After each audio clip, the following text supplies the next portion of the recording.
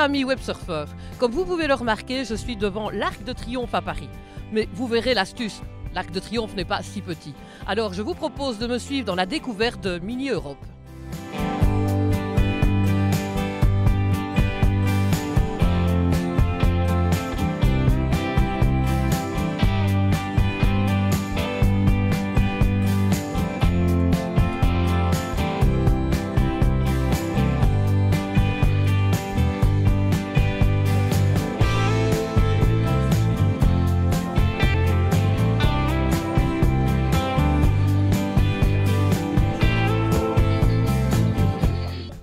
Monsieur Méus, bonjour. Bonjour. Nous sommes ici chez vous, à Mini Europe.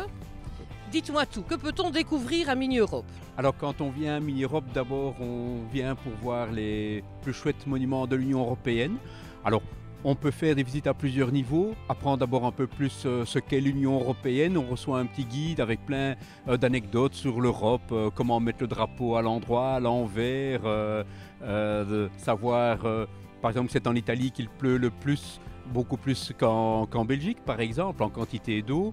Et alors dans la promenade, on va traverser les 28 pays et chaque fois voir des bâtiments. Alors ce qui est déjà intéressant, c'est que tous les bâtiments sont à la même échelle, donc on va pouvoir comparer par exemple ici la Grande Place de Bruxelles avec l'immense Escorial de Madrid qui fait presque 12 mètres de long, avec des bateaux, des avions, l'Airbus A380. Donc ça c'est déjà vraiment une belle découverte des plus beaux bâtiments. Alors en plus on essaye d'être amusant, donc il y a énormément de petits décors, certains avec de l'humour. Il y a ici toutes les poupées, donc il y a 400 personnages grosso modo ici sur la Grande Place de Bruxelles. Oui. Et puis pour ce qui bouge, donc il y a plusieurs boutons poussoirs. Quand on pousse, il peut y avoir quelque chose qui se déclenche, l'éruption du Vésuve. Si on crie olé, il y a le taureau dans l'arène de Séville qui va se mettre à tourner. Donc beaucoup d'animation, c'est ça qui rend les choses amusantes. Et alors pour Bruxelles, ça surprend quand même pas mal de gens, c'est que c'est un endroit vert, agréable. Évidemment ici on est en automne, il y a déjà plus de feuilles sur les arbres, mais on vient de planter près de 3000 fleurs d'hiver, et donc en été évidemment il y a beaucoup plus de fleurs, donc c'est vraiment une promenade très agréable. Donc l'Union européenne, le monde miniature très vivant, plein de poupées, et l'animation, s'amuser. Et voilà, c'est une occasion de faire 1 à 2 heures de promenade.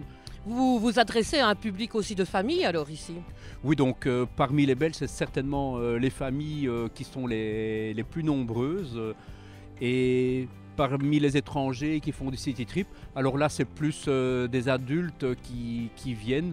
Donc avec les étrangers qui sont majoritaires ici à Mini Europe, alors là c'est plus famille avec des enfants au-delà de 16 ans.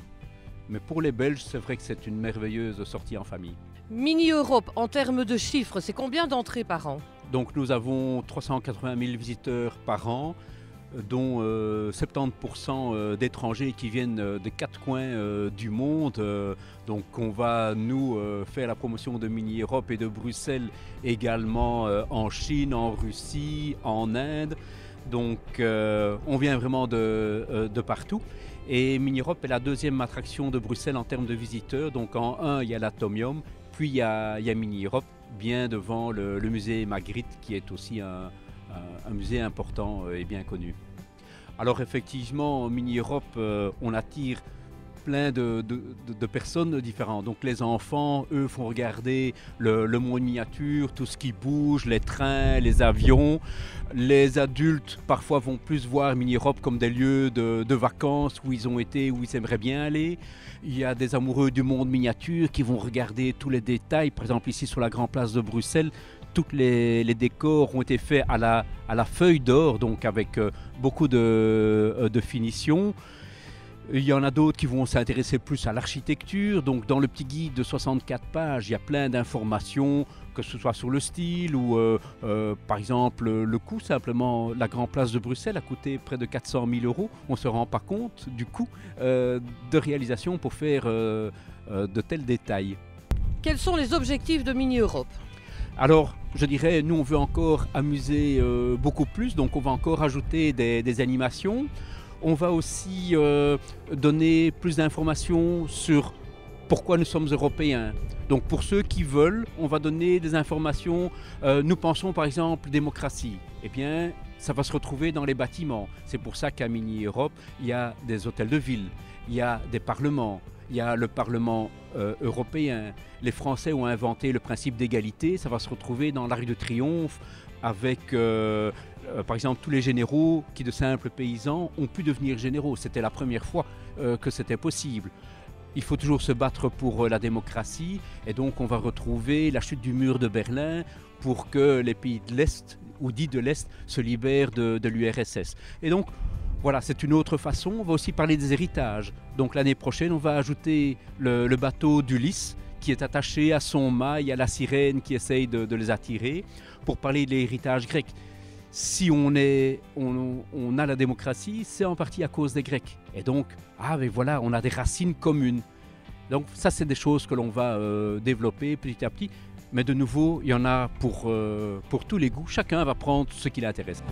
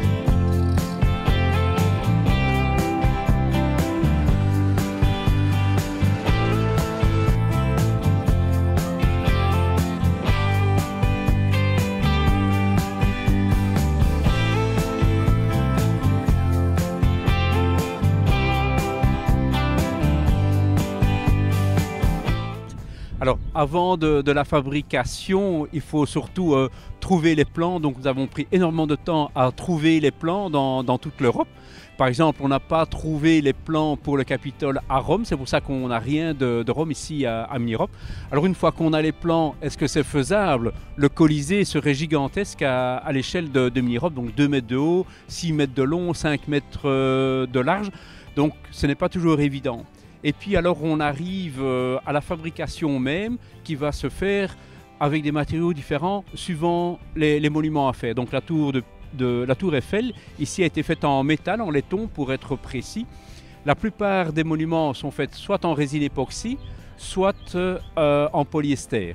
Alors on a quelques exceptions, 3 maquettes qui sont faites en pierre, la citadelle de Dinan par exemple, et la tour de Pise qui a été faite en marbre. Alors, il y a tellement d'heures de travail nécessaires. Donc, par exemple, Saint-Jacques-de-Compostelle, qu'on verra tout à l'heure, c'est l'équivalent du travail d'une personne pendant 10 ans. Et quand un maquettiste venait chez moi discuter, il calculait le nombre d'heures et ça indiquait le prix. Et donc, quand il y a beaucoup de détails, on peut arriver à des prix énormes. Par exemple, la Grand Place de Bruxelles, c'est pas loin de 400 000 € pour réaliser un tel monument, tellement il y a de détails et de patience derrière. Alors, nous avons fait appel à peu près 50 ateliers à travers toute l'Europe. Et ici à Mini Europe, on fait surtout les petites scènes, les réparations et les maquettes de petite taille. Ce qui donne aussi la vie au monument, c'est toutes les petites poupées miniatures, ce qui est assez complexe. Donc, on parvient à acheter de façon plus ou moins standard certaines poupées miniatures en Chine ou au Moyen-Orient. Donc, mais c'est quand même 3 € la petite poupée et on en a mis 6000 dans l'arène de Séville. Et donc c'est comme ça qu'on voit qu'un parc miniature est de haut niveau, c'est en voyant le nombre de poupées. Alors je vous invite aussi à aller voir toute l'animation qu'on a fait sur les légions romaines près de la Porta Nigra. Et donc là nous commençons aussi à travailler avec l'impression 3D. Alors ça commence à devenir raisonnable en prix, mais c'est encore plutôt exceptionnel. Mais ça permet d'avoir une bonne qualité de reproduction quand ce sont des exemplaires quasi uniques. Mais en série, c'est encore très difficile. Alors, il faut dire que Mini-Europe est passionnant. Au départ, j'ai géré ceci comme une attraction qu'il fallait qu'elle tourne pour accueillir les touristes. Et puis petit à petit, il a fallu comprendre le parc. Pourquoi tel bâtiment? Choisir. Donc j'ai commencé à lire énormément de livres d'architecture, de livres d'histoire. Et puis il fallait connaître la technique. On a par exemple le TGV qui tourne ici, qui fait 10 000 km par an. Fois 25, c'est comme si un vrai train tournait 250 000 km. Donc on a des phénomènes d'usure, donc il a fallu discuter technique. Il vaut mieux par exemple changer les roues que le rail. C'est beaucoup plus coûteux de changer un rail. Et donc il fallait parler bogie, transmission, etc. Et donc je me suis vraiment passionné. Le petit guide de Mini-Europe est en grande partie pensé par moi pour donner justement quelque chose de vivant. Donc Mini-Europe, c'est vraiment touché à tout.